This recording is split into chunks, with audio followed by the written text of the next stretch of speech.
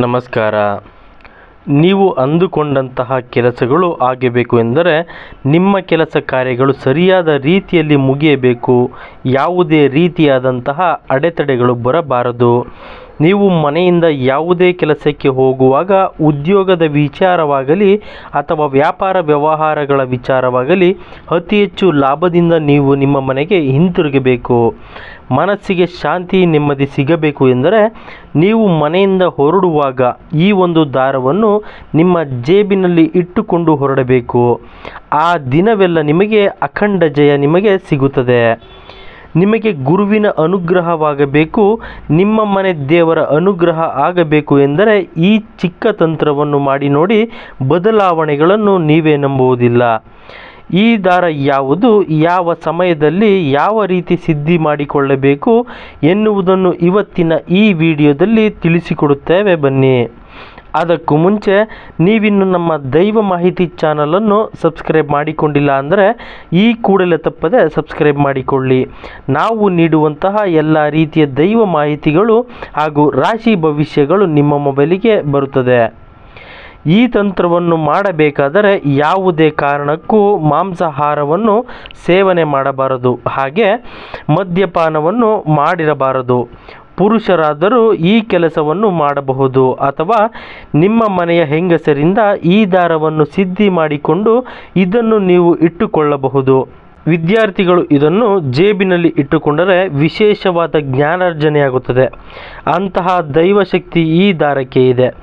ಈ ದಾರವನ್ನು ಯಾವ ರೀತಿ ಮಾಡಿಕೊಳ್ಳಬೇಕು ಎಂದರೆ, ನೀವು ಮುಖ್ಯವಾಗಿ ಗುರುವಾರದ ದಿನ ಬೆಳಿಗ್ಗೆ ಸ್ನಾನ ಆದ ನಂತರ ಇದನ್ನು ಸಿದ್ಧಿ ಮಾಡಿಕೊಳ್ಳಬೇಕು. ಸೂರ್ಯ ಹುಟ್ಟುವಕ್ಕಿಂತ ಮುಂಚೆ ನೀವು ಎದ್ದು ಈ ಕೆಲಸವನ್ನು ಮಾಡಬೇಕು. ಏನು ಮಾಡಬೇಕು ಎಂದರೆ, ಒಂದು ಬಿಳಿ ಬಣ್ಣದ ದಾರವನ್ನು ನೀವು ತೆಗೆದುಕೊಳ್ಳಬೇಕಾಗುತ್ತದೆ. ದಾರ ಎಷ್ಟು ದಪ್ಪ ಇದ್ರೂ ಪರವಾಗಿಲ್ಲ, ಎಷ್ಟು ಚಿಕ್ಕದಾದರೂ ಪರವಾಗಿಲ್ಲ, ಬಿಳಿ ಬಣ್ಣದ ದಾರವನ್ನು ತೆಗೆದುಕೊಳ್ಳಬೇಕು. ನೀವು ಅದನ್ನು ಅರಿಶಿಣ ದಾರವಾಗಿ ಮಾರ್ಪಾಡು ಮಾಡಿಕೊಳ್ಳಬೇಕು. ಅರಿಶಿಣದ ದಾರ ಮಾಡಿಕೊಳ್ಳುವುದು ಹೇಗೆ ಎಂದರೆ, ಒಂದು ಲೋಟದಲ್ಲಿ ನೀರನ್ನು ತೆಗೆದುಕೊಂಡು ಅದಕ್ಕೆ ದಾರವನ್ನು ಅದ್ದಿ ನಂತರ ಅದಕ್ಕೆ ದೇವರ ಕೋಣೆಯಲ್ಲಿರುವ ಅರಿಶಿಣವನ್ನು ಆ ದಾರಕ್ಕೆ ಸಂಪೂರ್ಣವಾಗಿ ಹಚ್ಚಬೇಕಾಗುತ್ತದೆ. ಆದ ನಂತರ ಅದು ಅರಿಶಿಣದ ದಾರವಾಗುತ್ತದೆ. ಆ ಅರಿಶಿಣದ ದಾರಕ್ಕೆ ಮತ್ತೊಂದು ಕೆಲಸವನ್ನು ನೀವು ಮಾಡಬೇಕು.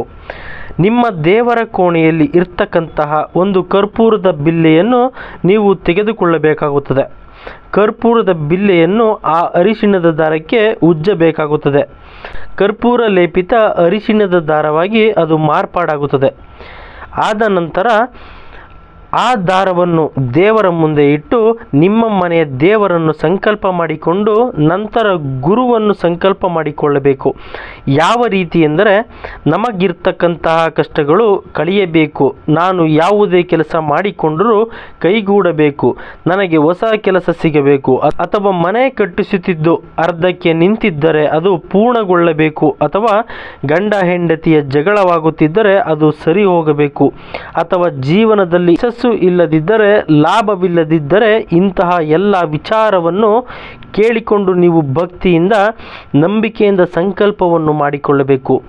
ಇವತ್ತಿನ ದಿನ ಅದನ್ನು ನಿಮ್ಮ ಜೇಬಿನಲ್ಲಿ ಇಟ್ಟುಕೊಂಡು ಮನೆಯಿಂದ ಹೊರಗೆ ಹೋಗಿ ನೋಡಿ. ಅವತ್ತಿನ ದಿನವೆಲ್ಲ ಮನಸ್ಸಿಗೆ ಶಾಂತಿ ನೆಮ್ಮದಿ ಅನ್ನೋದು ನೆಲೆಸುತ್ತದೆ. ಜೀವನದಲ್ಲಿ ಏನೋ ಒಂದು ರೀತಿಯಾದಂತಹ ಹೊಸ ಬೆಳಕು ಮೂಡುತ್ತೆ. ಎಲ್ಲ ರೀತಿಯಾದಂತಹ ಸಂಕಷ್ಟಗಳು ಪ್ರತಿ ವಾರವೂ ಕೂಡ ಕಡಿಮೆಯಾಗುತ್ತಾ ಬರುತ್ತದೆ. ಅದನ್ನು ನೀವು ಪ್ರತಿನಿತ್ಯ ಜೇಬಿನಲ್ಲಿಟ್ಟುಕೊಂಡು ಹೋದರೆ ಅದರ ಶಕ್ತಿ ಕಳೆದುಕೊಳ್ಳುತ್ತದೆ. ಆದ್ದರಿಂದ ಯಾವುದಾದರೂ ಮುಖ್ಯವಾದ ಕೆಲಸಗಳು ಇದ್ದರೆ, ಅವತ್ತೇನಾದರೂ ನಿಮಗೆ ಮನಸ್ಸಿಗೆ ಹೆಚ್ಚಾಗಿ ಕಿರಿಕಿರಿ ಆಗುತ್ತಿದ್ದರೆ ಅಂತಹ ಸಂದರ್ಭದಲ್ಲಿ ಮಾತ್ರ ನೀವು ದೇವರ ಕೋಣೆಯಿಂದ ಆ ದಾರವನ್ನು ಎತ್ತಿಕೊಂಡು ಹೊರಗೆ ಹೋಗಬೇಕು. ಮುಖ್ಯವಾಗಿ ಈ ದಾರವನ್ನು ಮುಟ್ಟಬೇಕು ಎಂದರೆ ನೀವು ಸ್ನಾನ ಮಾಡಿರಲೇಬೇಕು. ಈ ರೀತಿಯಾಗಿ ಮುಖ್ಯವಾದ ದಿನಗಳಲ್ಲಿ ಮಾತ್ರ ಈ ದಾರವನ್ನು ತೆಗೆದುಕೊಂಡು ಹೋಗಬೇಕು. ಆದ ನಂತರ ನೀವು ಅದನ್ನು ಮತ್ತೆ ದೇವರ ಕೋಣೆಯಲ್ಲಿಯೇ ಇಟ್ಟು ಪೂಜಿಸಬೇಕು. ಈ ದಾರವನ್ನು 6 ತಿಂಗಳಿಗೊಮ್ಮೆ ಅಥವಾ ವರ್ಷಕ್ಕೆ ಒಮ್ಮೆ ಬದಲಿಸಬೇಕು. ಈ ರೀತಿಯಾದಂತಹ ತಂತ್ರವನ್ನು ಮಾಡಿ ನೋಡಿ, ಸದಾ ಕಾಲ ನಿಮಗೆ ಗುರುವಿನ ಅನುಗ್ರಹ ಅನ್ನೋದು ಸಿಗುತ್ತದೆ. ಮತ್ತು ಮನೆ ದೇವರ ಅನುಗ್ರಹ ಕೂಡ ಸಿಗುತ್ತೆ. ಆದ್ದರಿಂದ ನಿಮಗಿರುವಂತಹ ದಾರಿದ್ರ್ಯ ಕೂಡ ದೂರವಾಗುತ್ತೆ. ಹಣಕಾಸಿನ ಸಮಸ್ಯೆಗಳು ಕಳೆಯುತ್ತೆ. ಆದ್ದರಿಂದ ಈ ವಿಶೇಷವಾದ ಫಲ ಅನ್ನೋದು ದೊರಕುತ್ತೆ. ನೀವು ಈ ತಂತ್ರವನ್ನು ಮಾಡಿ ನೋಡಿ. ಸಾಕಷ್ಟು ಜನಗಳು ಇದನ್ನು ಮಾಡಿದ್ದಾರೆ, ಅವರಿಗೂ ಕೂಡ ಒಳ್ಳೆಯದೇ ಆಗಿದೆ. ನಿಮಗೂ ಕೂಡ ಒಳ್ಳೆಯದಾಗಬೇಕು ಎಂದರೆ ಈ ತಂತ್ರವನ್ನು ಪಾಲಿಸಿ. ಮುಂದಿನ ಬಾರಿ ಮತ್ತೊಂದು ವಿಶೇಷ ಮಾಹಿತಿಯೊಂದಿಗೆ ಭೇಟಿಯಾಗೋಣ. ಈ ಒಂದು ಮಾಹಿತಿ ನಿಮಗೆ ಇಷ್ಟವಾದರೆ ಲೈಕ್ ಮಾಡಿ, ಶೇರ್ ಮಾಡಿ. ಮತ್ತಷ್ಟು ವಿಡಿಯೋಗಳಿಗಾಗಿ ನಮ್ಮ ಚಾನಲನ್ನು ಸಬ್ಸ್ಕ್ರೈಬ್ ಮಾಡಿಕೊಳ್ಳಿ.